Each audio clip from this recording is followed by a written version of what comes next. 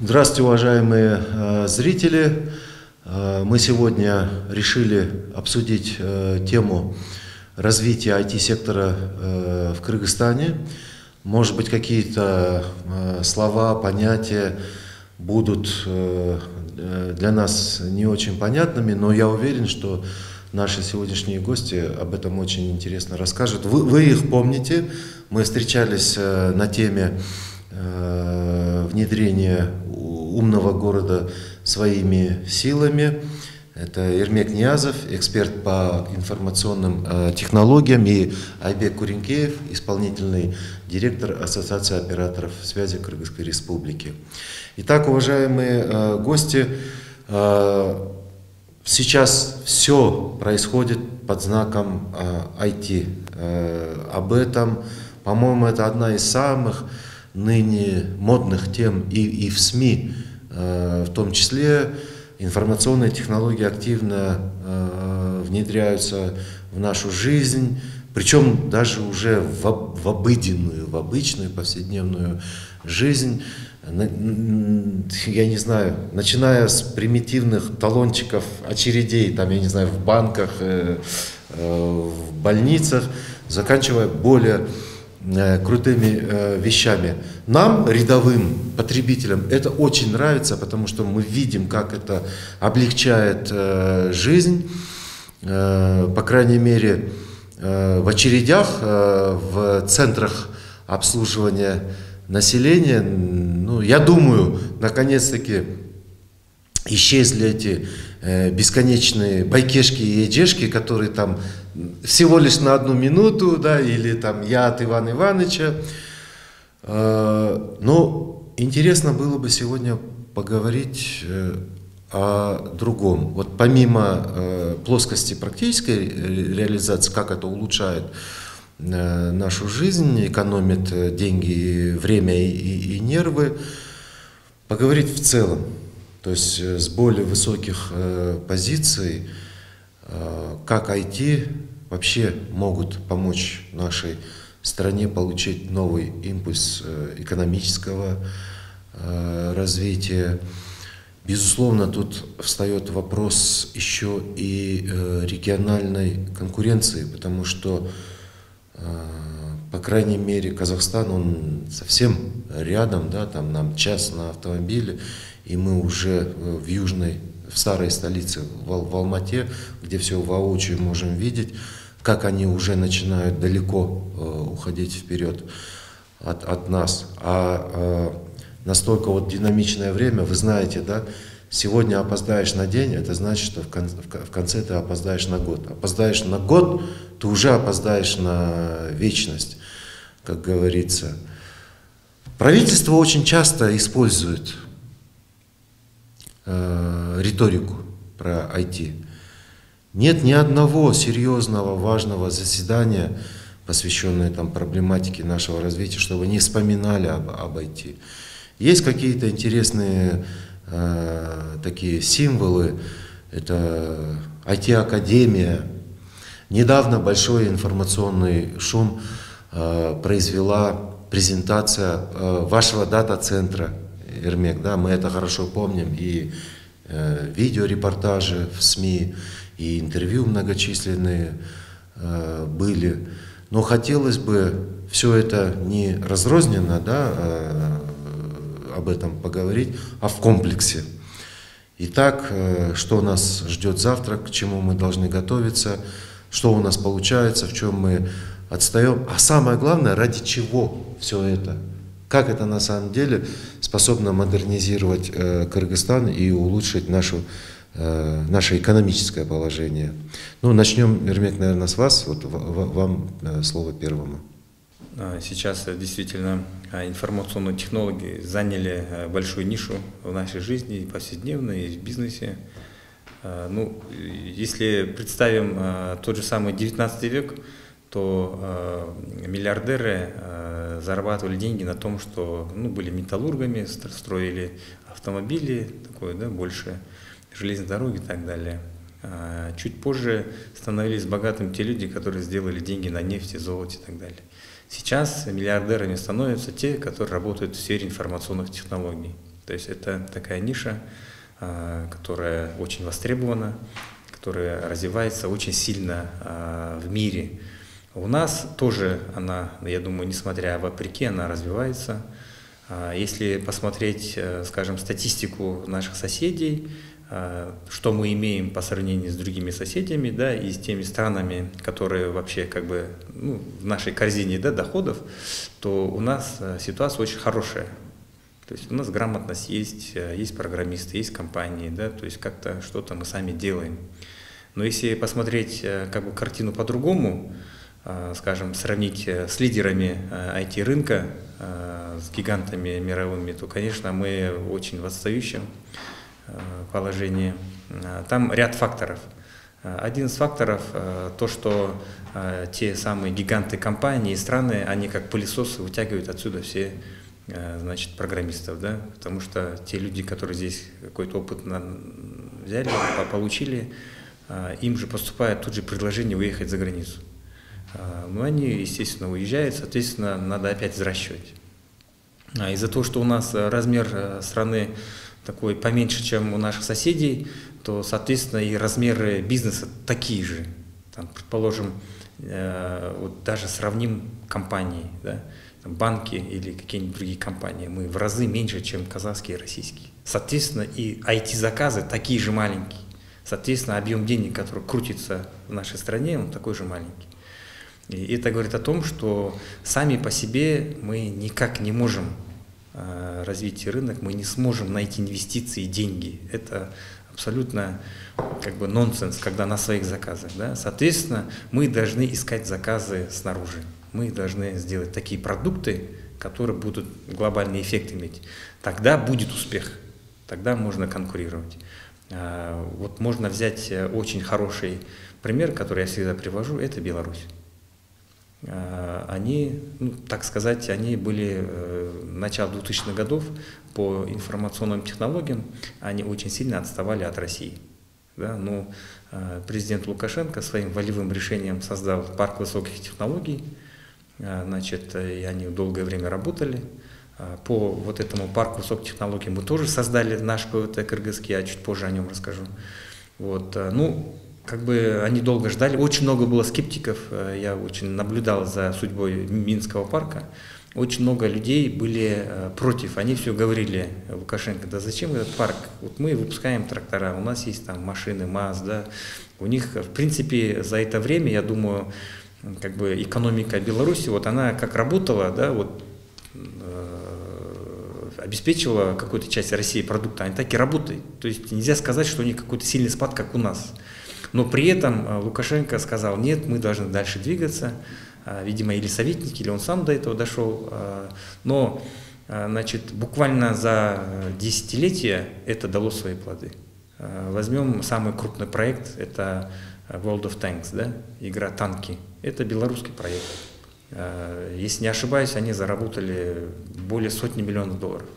Это уже глобальный проект стал, это не проект. То есть ребята написали в парке, там есть и другие компании, это одна из компаний, которая на слуху, но там есть десятки компаний, которые мы не знаем, но которые работают с оборотами тотальной, в смысле весь оборот этих компаний насчитывает несколько миллиардов долларов.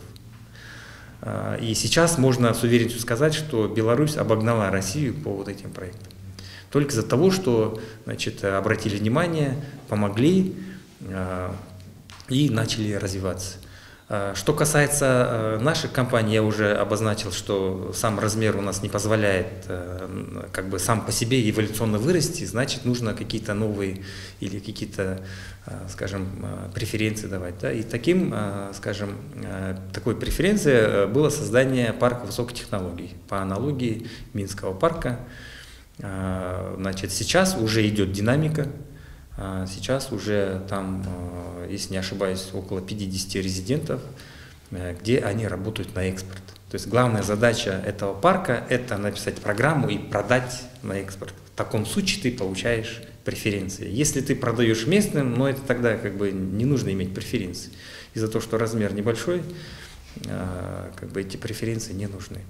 Вот. И этот парк сейчас становится более интересным, потому что многие иностранные, скажем, казахские или российские, здесь тоже могут зарегистрироваться, здесь нанять программистов и писать программы для себя, для России. Это уже экспорт. То есть этот парк, он дает свои плоды, но, к сожалению, к парку сейчас очень мало внимания. Ну, очень много было, конечно, всяких лозунгов сказано, что мы поможем и так далее. Но не было, откровенно, не было никакой помощи. Значит, сами все своими руками ребята все сделали. Вот. Ну, хотя правительство могло, там, не знаю, помочь с обучением, могли там что-то сделать, потому что функцию государства как бы широкие.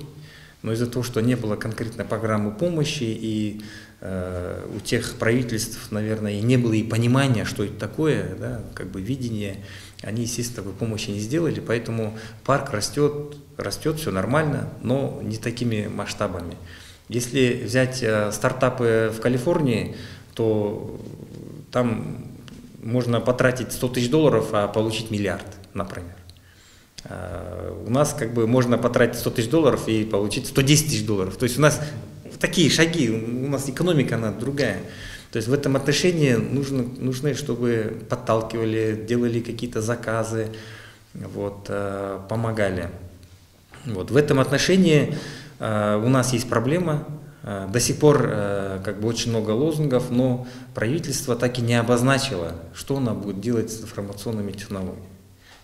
Еще непонятно, как будет преподаваться информатика в школах, например. То есть это тоже большая проблема. Тоже была вот новость о том, что здание, которое хотели отдать IT-академии, отдали юракадемии, например. То есть тоже такая была новость. И ну, все это программисты видят и думают, ну значит как-то нет помощи. Да? То есть если мы хотим прорыва, если мы хотим, чтобы IT-сектор здесь рос, именно я говорю про разработки, про операторов, наверное, Айбек тоже отдельно скажет, то там нужно все-таки помочь, да, создать условия. Да. Технопарки для этого существуют. Существует очень много схем, особенно вот в Калифорнии, да, там создаются целые инкубаторы. У нас инкубации нету, например. А в Штатах они создают инкубаторы, там создают какой-то пул денег и создают людей, собирают людей и говорят, ну давайте каждому дадим по $10 000 и посмотрим. Кто выживет, тому дальше будем спонсировать. Кто-то отваливается, но это нормальный, естественный процесс. У нас как бы ни инкубаторов, ни вот венчурного капитала, а без этих, кстати, как бы не без венчурного капитала, без инкубации больших проектов сделать очень тяжело. Ильмек, для общего понимания вы сразу расскажите, вот парк высоких технологий, как его можно вообще вот зрительно представить? Это что, это парк какой-то, где среди деревьев там ходят и работают программисты, или это офис? Да, значит, ПВТ это ни то, ни другое. Это, значит, как бы сообщество программистов, которые работают под эгидой этого парка. Значит, этот парк имеет статус экстерриториальности, то есть у него нет конкретного обозначения, где он находится.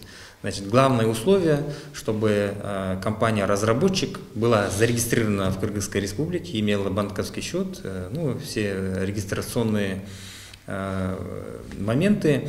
И, значит, если она разрабатывает программы и продает за границу, то она подпадает под вот эти правила и может получить налоговые преференции. Это значит, что там нету НДС, это значит, там, значит, налог на доходы поменьше, всего лишь 5%, а в других компаниях доходит до 20%. Вот, то есть такое сделано, да, потому что мы знаем, да, если работать и платить зарплату программистам, то есть еще человек ничего не получил, но налогов он отчисляет очень много. Отсюда люди уходят в тень. А когда человек в тени работает, то ему и программу продать тяжело потом. То есть и размер бизнеса, он таким, как был, маленьким, таким и остается. Но чтобы это подтолкнуть, вот была вот эта введена, это, кстати, сделали впервые в Беларуси. То есть они ввели вот эту экстерриториальность, то есть не надо сидеть в одном месте, да, можно сидеть у себя дома даже. Вот, и они достигли успеха, мы вот это переняли, налоговые преференции дали, и все пошло.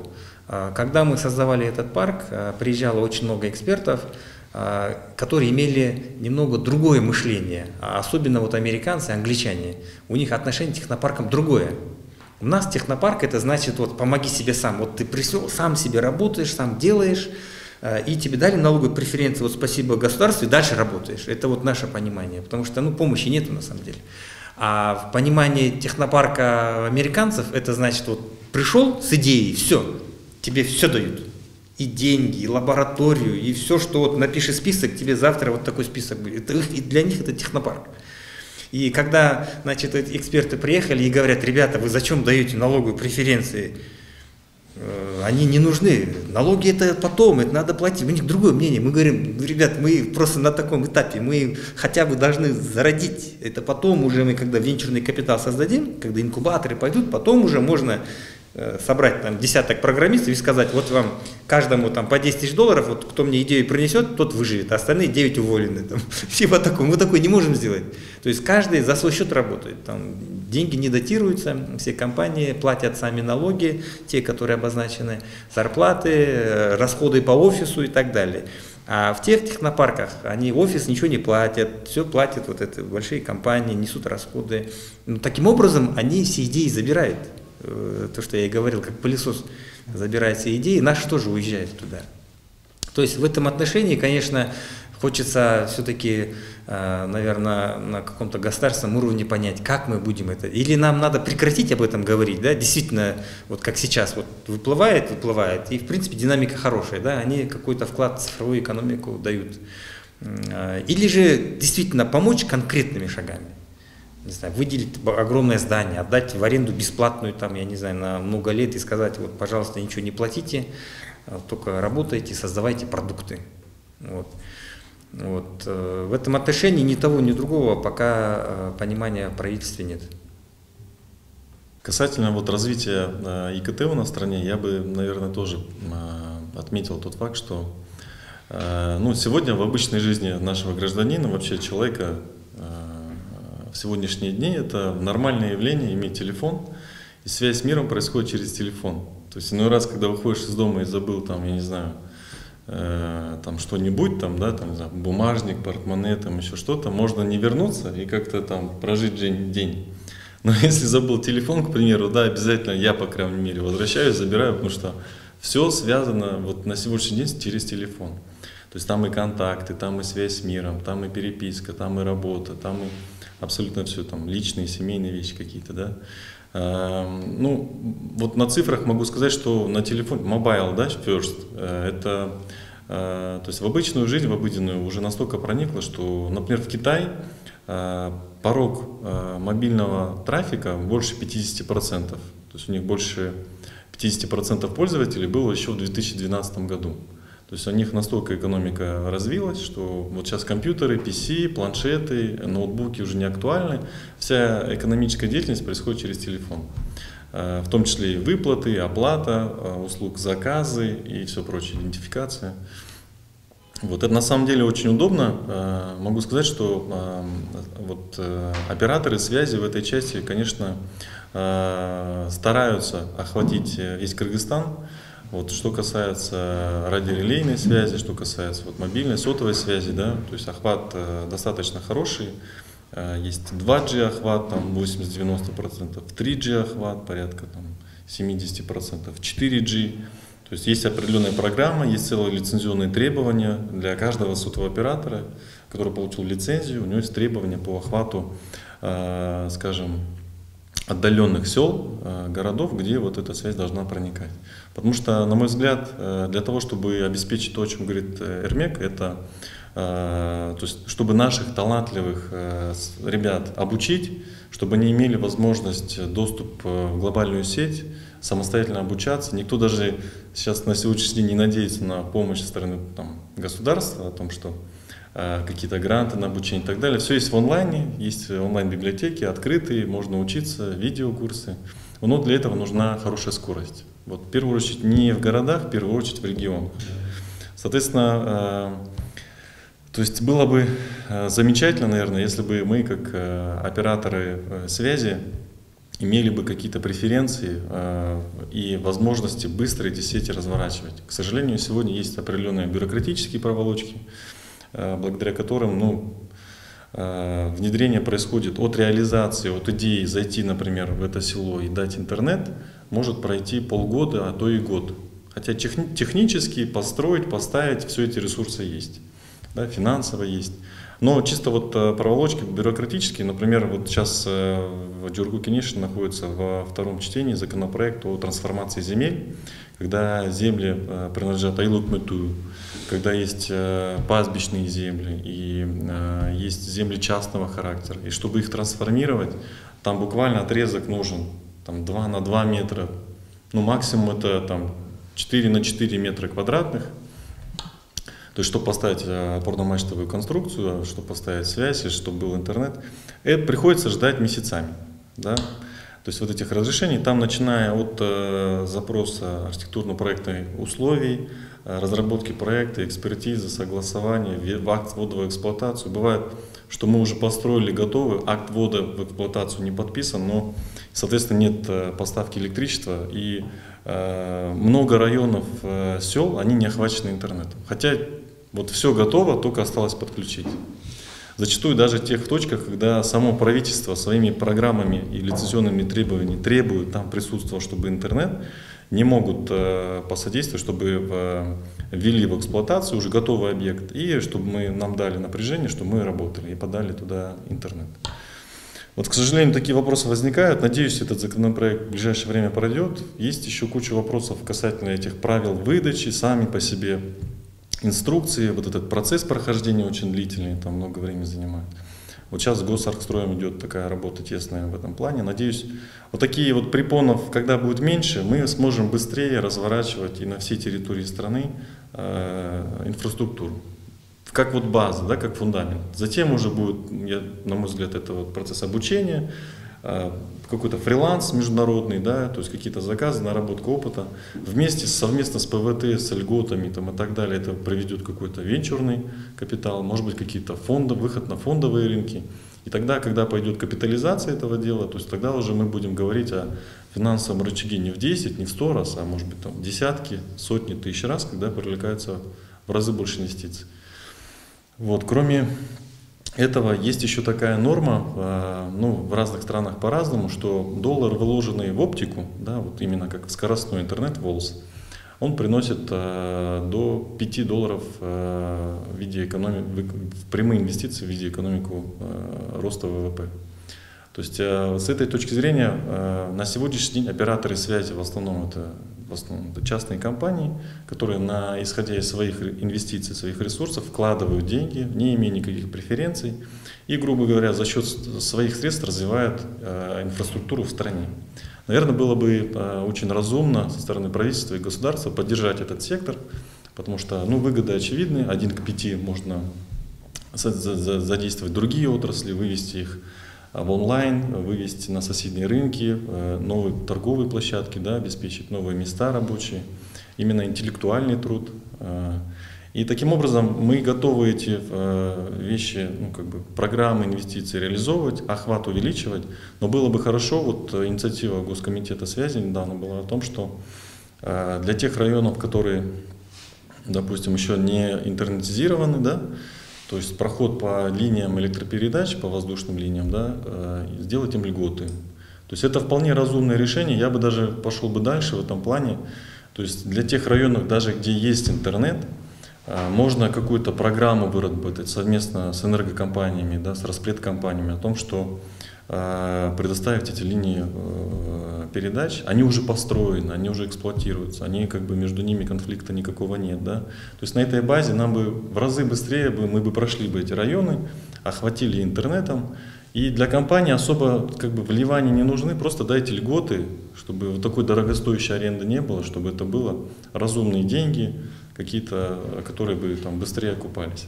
Потому что операторов сотовой связи тоже понять можно, они вкладываются и в кабель, и в строительные работы, и разрешения берут, и так далее, и так далее. То есть весь процесс проходит, но при этом выгоды получают все от этой отрасли, да?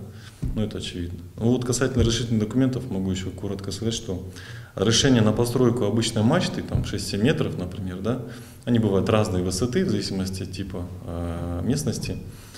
И разрешение на получение многоэтажного дома одинаковые процессы, занимают месяцы. Ну, вот, о чем можно говорить, когда, да, вот даже одну простую мачту поставить необходимо получать разрешение, как на 9-этажный дом, например. Причем эта мачта может быть на горе. Да, причем она разборно-сборная, легкая конструкция, собирается за день, у нее там облегченный фундамент на подушках, да, то есть это временная конструкция. Но, к сожалению, у нас такие законы, пока мы вот, не можем их обойти, и на каждую такую вот точку уходит очень много ресурсов, людских, финансовых, временных и так далее. Конечно, операторы связи со своей стороны заинтересованы в охвате и готовы охватывать инвестициями весь Кыргызстан и увеличивать оптику проникновения. Да. Но вот хотелось бы, чтобы у нас больше домохозяйств подключено было к оптике. Вот на сегодняшний день есть такая цифра: 190 тысяч домохозяйств охвачено оптическим интернетом. Вот. Ну, если брать потенциальную емкость, то это порядка 1,5 миллиона домохозяйств, которые вообще должны были быть охвачены. То есть мы занимаем где-то порядка 10% именно скоростным интернетом, который нужен для промышленных масштабов, чтобы работали компании, чтобы работал онлайн, чтобы было хорошее Full HD видео, чтобы работали программисты, чтобы работали ЦОДы бесперебойно. Да? То есть у нас в этом плане развитие еще большое предстоит. Объем инвестиций еще предстоит реализовывать, поэтому было бы замечательно, если были какие-то льготные программы, какие-то программы совместного развития, когда частный сектор не сам по себе, там, скажем, да, там, исходя из своих ресурсов, да, это все планирует, из своих планов, чтобы была какая-то синхронизация, гармония и синергия совместно с государством, донорами, регуляторами и операторами связи, например, да. Ермек, я вспоминал чуть ранее про дата-центр. Вот, по-моему, очень хороший момент попросить вас на примере вот этого конкретного инфраструктурного объекта вот, показать вообще цепочку всей деятельности IT-технологий, да, IT-экономики. Мы, наверное, уже можем говорить, да, о ней как о факте, и в нее вовлечены очень много людей. Практически, если мы там по своему смартфону, там, я не знаю, там, оплатим курьерную доставку там, товара, или заплатим за услуги, или там посмотрим онлайн изображение, там, есть ли пробка на тоннеле Туашу, ну, это уже все, да, это уже IT, это уже сектор IT экономики так называемой. Вот. Но поскольку мы все-таки еще, скажем так, компьютерно неграмотная нация в целом, да, вот, помимо единиц, вот как раз таки вот, немножко вот распаковать, да, вот эту внутренность IT-сектора на примере вот, дата-центра. Тема дата-центров сейчас действительно актуальная, потому что объемы данных растут везде, и у нас уже Кыргызстан не является исключением.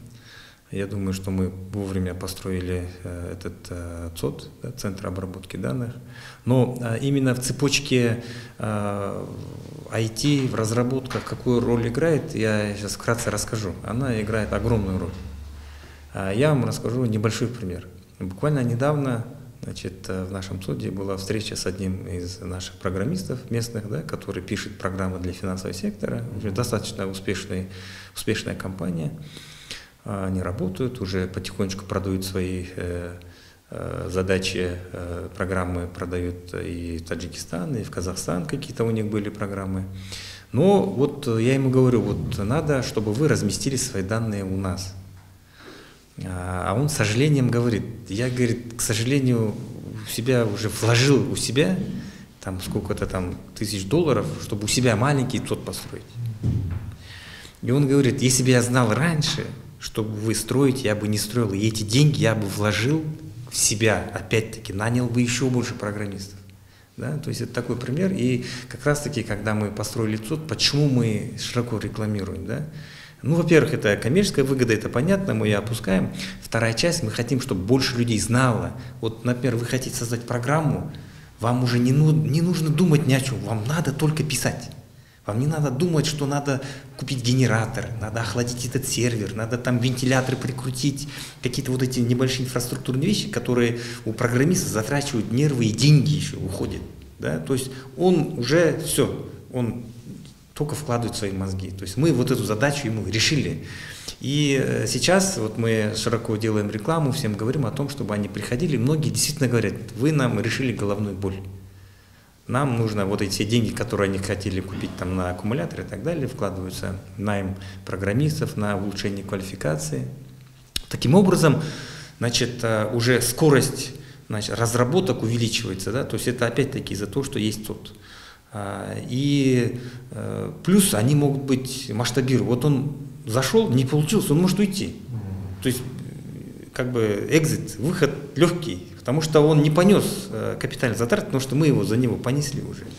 То есть в этом отношении для стартап-компаний, скажем, даже для существующих компаний, чтобы делать новые разработки, им не надо что-то там покупать. Они просто могут воткнуть у нас, там, попользоваться несколько месяцев, а потом не понравилось, ну, выключил, ушел, все. То есть в этом отношении строительство дата-центров имеет такую основополагающую роль.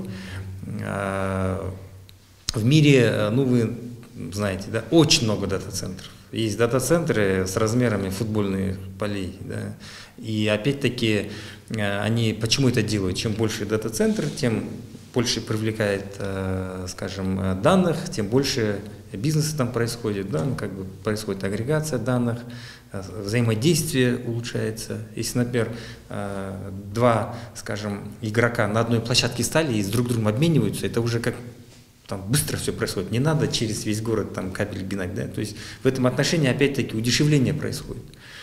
Вот. И у меня есть такой небольшой пример, который я всем рассказываю, это всем известный Facebook, вы знаете, Марк Цукерберг, сидя у себя в общежитии, написал программу Facebook, да, и залил ее в сеть, и там буквально за несколько там месяцев набрал там миллионы подписчиков. Почему он это сделал? Потому что он залил в свою программу какой-то существующий дата-центр, он там арендовал просто место.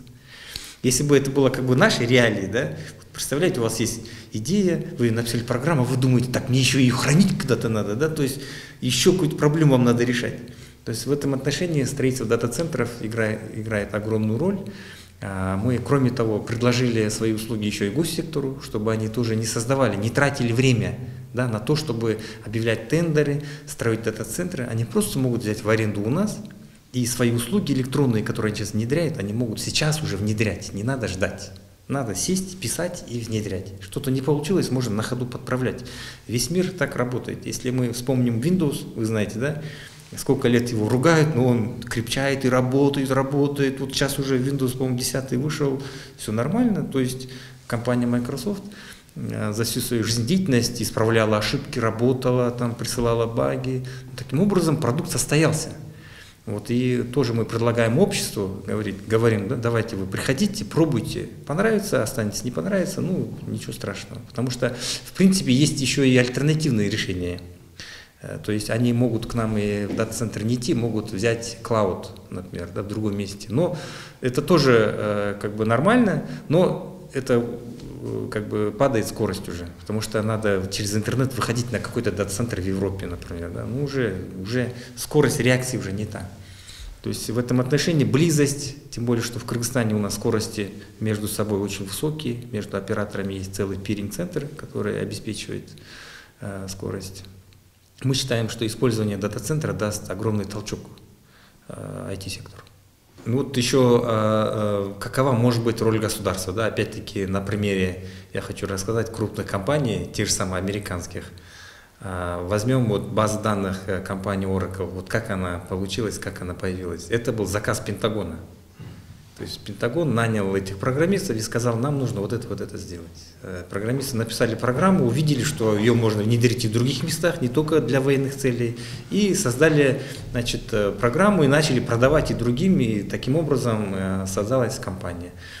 Также есть пример вот именно в сотовой связи, да, сотовая связь, именно принцип работы сотовой связи появился откуда? Опять-таки это военный заказ был. Это военный заказ. То есть получается, государство, оно видит, что есть, а потом оно отдает в гражданский сектор, оно превращается в бизнес, платит налоги, превращает нашу жизнь более удобной. То есть в этом отношении, я думаю, что все-таки государство все-таки должно быть драйвером роста информационных технологий и помогать, и смотреть, если что, где-то финансово тоже помогать.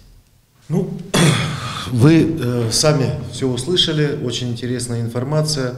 Если кому-то ее оказалось недостаточно, ну, вы знаете, достаточно загуглить, я не знаю, там словосочетание «польза от IT-сектора», «эффект IT-сектора», хоть в Гугле, хоть в Яндексе, на вас выльется масса информации с положительными примерами из других стран. А если вы для путешествий или по работе выезжаете в страны, тогда и говорить нечего, значит, вы видели это все своими глазами. И вот главный вывод, который я из общения сегодняшнего для себя вывел, к сожалению, государство, которое должно и могло бы быть драйвером развития IT-сектора, не только в виде как одного из крупнейших заказчиков, но и регулятора, там, с помощью того, что у него есть право издавать законы, там, предоставлять налоговые льготы или какими-то другими экономическими способами стимулировать экономическую сферу, а там не только экономическая, мы поняли, что вопрос IT-образования, он тоже очень остро стоит. А тут, получается, даже какое-то здание передают в юракадемии.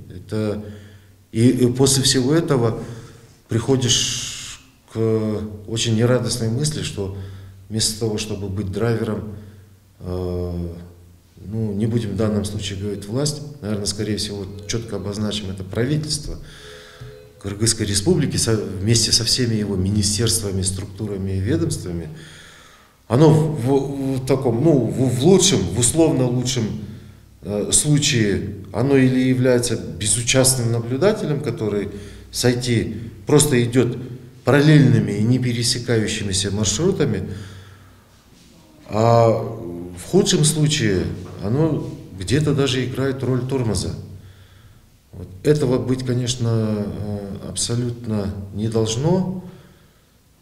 И самое парадоксальное, что это где-то понимает и в правительстве. Но воли какой-то почему-то не проявляет для того, чтобы в корне изменить свою ситуацию. Но несмотря на это, мы эту тему будем продолжать вместе с нашими гостями и с другими специалистами, экспертами в области IT, потому что IT – это наше будущее, как бы не банально звучало это выражение, но это действительно так. И поэтому тот, кто думает о будущем Кыргызстана, он неизбежно должен думать и о будущем IT. А пока до новых встреч, всем всего хорошего, и вам спасибо, дорогие наши эксперты, до новых встреч.